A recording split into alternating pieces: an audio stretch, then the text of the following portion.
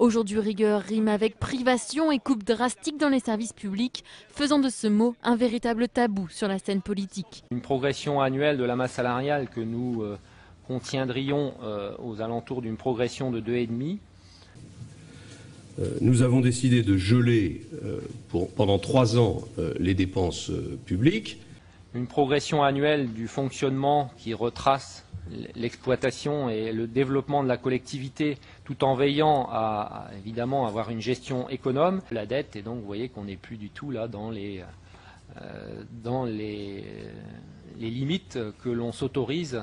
Et en tout cas, on dépasse et le seuil d'alerte et la zone rouge. Moi, je suis à la tête d'un État qui est en situation de faillite sur le plan financier.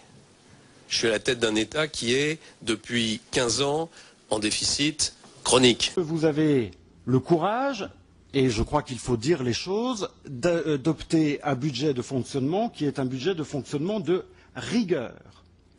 La rigueur, ça consiste à faire un coup de rabot, on impose à chacun le même effort. Un budget de fonctionnement de rigueur qui porte sur des dépenses maîtrisées en matière de dépenses de personnel.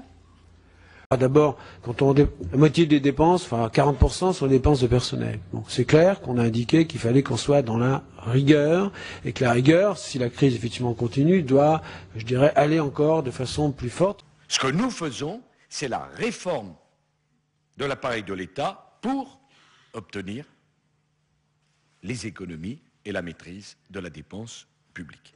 Il s'agit de geler les dépenses publiques pendant 3 ans. Il s'agit de continuer à réduire le nombre des emplois publics. On a fait des simulations, je rappelle, qui sont effectivement à 2,5%, voire moins. On en débattra pour le prochain budget 2011 en particulier. Mais dès le budget 2010, je peux vous garantir que quelles que soient les pressions que je puisse avoir, et quelquefois parfois les difficultés de compréhension des personnels, je fais en sorte, et ça me vaut des critiques dans un nombre d'élus parfois, mais y compris de personnel. Après, vous me dites, ah ben s'il y a beaucoup de monde dans les rues, ça vous fera reculer. Non. Nous faisons en sorte de veiller à une gestion rigoureuse des dépenses de personnel.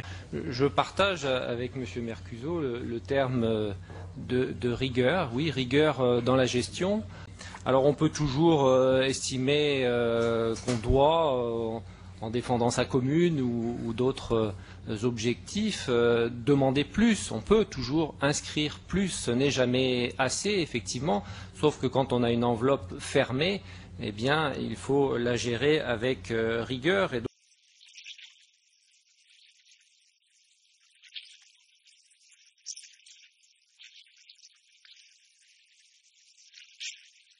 Mais bon, voilà, on arrive à réduire les déficits, la dette, le chômage, finalement tout va bien.